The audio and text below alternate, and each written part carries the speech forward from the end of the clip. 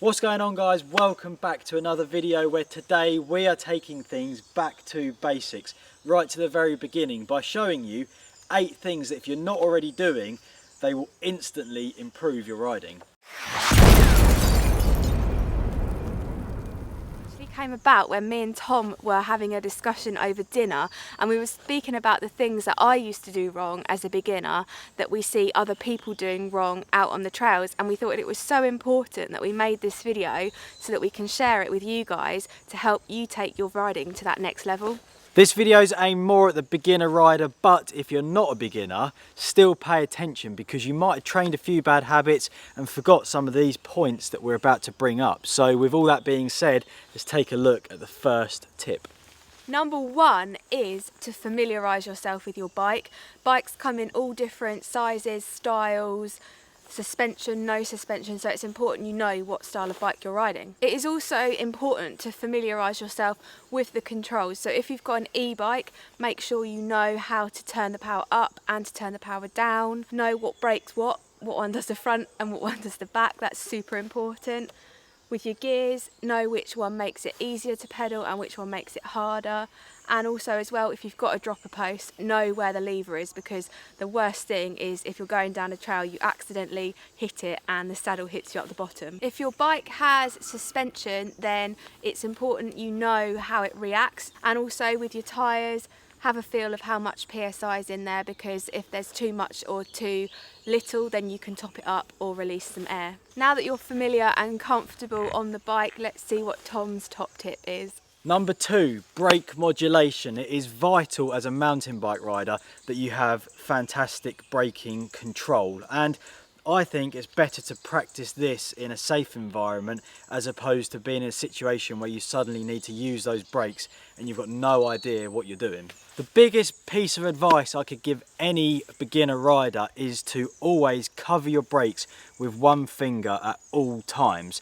The reason for this is because if you need to use the brakes quickly, your finger's already over the lever and ready to go. It's so much quicker to stop than having to quickly put your hands out and grab the brake in a load of panic. You have a lot more control and it's a much more relaxed situation if you're already covering the brake. Why is it so important to only use one finger? Well, the more fingers that you start to put on the brake lever, the less you're actually holding onto the bar. So as you can see from my hand here, when I have 2 fingers on the lever, I have less fingers on the bar, which makes it harder to hold on. So with hydraulic brakes these days, one finger gives you plenty of braking control and means that you can actually hold onto the bike still.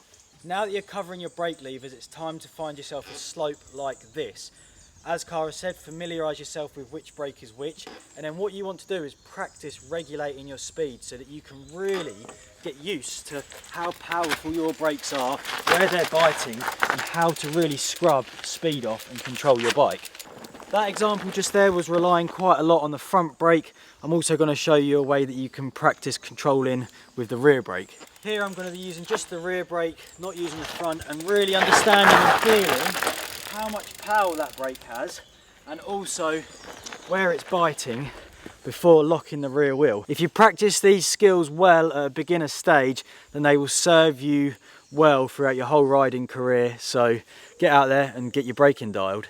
Number 3, and this one is body positioning, which is super important because it really does determine what the bike does. There's 3 main body positions that you use whilst riding your bike. The first one being the attack position, which is predominantly used when you're about to hit a jump, a drop, or going down a fast part of the trail.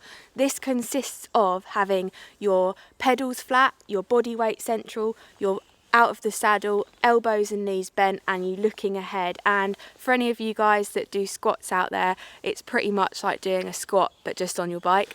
The second body position is descending, and this one is used if you're going down steep parts of the trail where you need to kill speed. And the important thing for this one is to have your body weight over the rear wheel, because it loads the back up, it gets extra grip, and it stops you from going forwards and over the bars. You can think of this one like a parachute because of your body positioning. Parachutes are meant to control and kill speed when you're falling out of the sky, which is exactly what you want to do when you're descending down a steep trail. The third and final body position is for when you are climbing, and for this one you want the saddle up and you also want to be sat down. And the reason for this is because it gives your legs a longer stretch, so you've got the most power.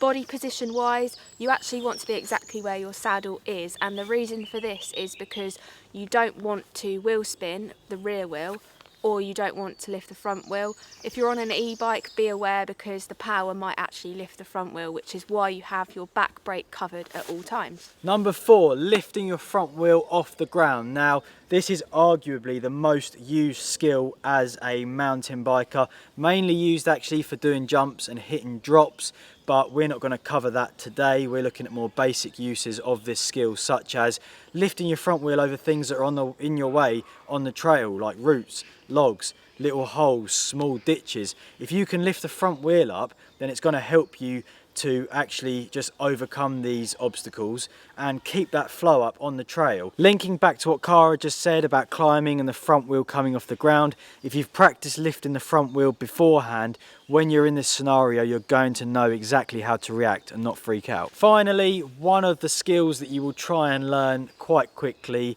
is either a wheelie or a manual, and obviously being able to lift the front wheel is the basics or the starting point for both of these moves. For this next one, it's something that we're all guilty of doing. We turn up to the trail or bike park super excited with our mates, and we all just steam down a trail until we come across something that's a bit scary or out of our comfort zone. And it's so important that you look before you leap and take some time to go down the trail, do a sighting lap, pick out some features, perhaps get off your bike and have a look at them before you send them. This is really important for a beginner rider because if you don't look, it can result in a crash, and a crash can result in an injury, and an injury can result in a huge knock of confidence, which can mean that all the work you've done up to that point is erased and you're back to square one. This kind of crosses over, and it's being aware of your surroundings. Where I'm stood right now is this roll-in or the start of a jump, and right here is a trail. So you don't want to be stood in the middle of a trail because you're going to get run over and you're annoying your fellow trail riders. So it's important that you're aware of where you are.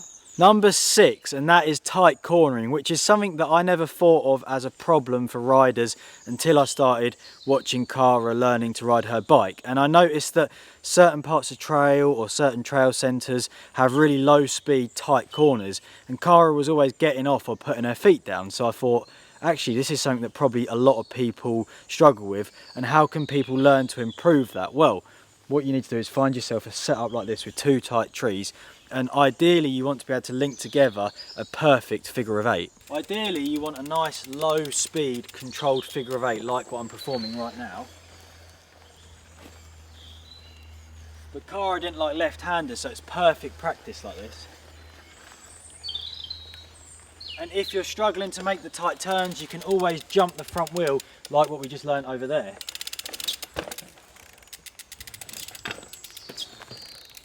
And you can practice this until you've got it perfect and can link it together nice and smooth. This is a perfect combination of using the brakes like what we've learned, controlling your speed and lifting the front wheel. So get out there and learn your figure of 8. Number 7, and for this one it is gear selection, and I'm going to use the example of coming down a steep hill and then having to go up another steep hill. It's important that you look ahead for this one because you don't want to be in a situation where you're in a really heavy gear and trying to pedal up the hill the other side, because you'll lose momentum and you won't make it up that hill. This also works in reverse. You could be going down a steep hill in a low gear and need to pedal, and this could result in your legs spinning really fast and your feet flying off and you having a crash. Number 8, and we are going to be looking at the track stand. Riding a bike is all about balance, and whether you're a beginner, an expert, an intermediate rider, you can never be too good at this. Track stands are really important for pretty much any aspect of riding, whether you're going uphill, downhill, waiting to drop into a jump. These things all include balance, which is what the track stand is all about.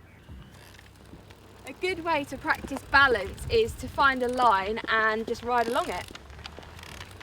And there we have it. They are our 8 tips for all beginner riders that we could think of. We hope that they have helped you guys in some shape or form with your riding. If you enjoyed the video, leave your comments below, give us a thumbs up, and we will both see you guys in the next video. Yeah, I'm like an addict, do I gotta have it. I ain't even playing, got a really bad habit. If it moves, gotta grab it, fuse like a magnet. Lose, won't have it till I'm doomed in a casket. I ain't playing, got a weird mind. If you work 8 hours, I'ma work 9. If the shit tastes sour, you should taste mine. I'ma stay in power for a long time. Get up, nah, I ain't a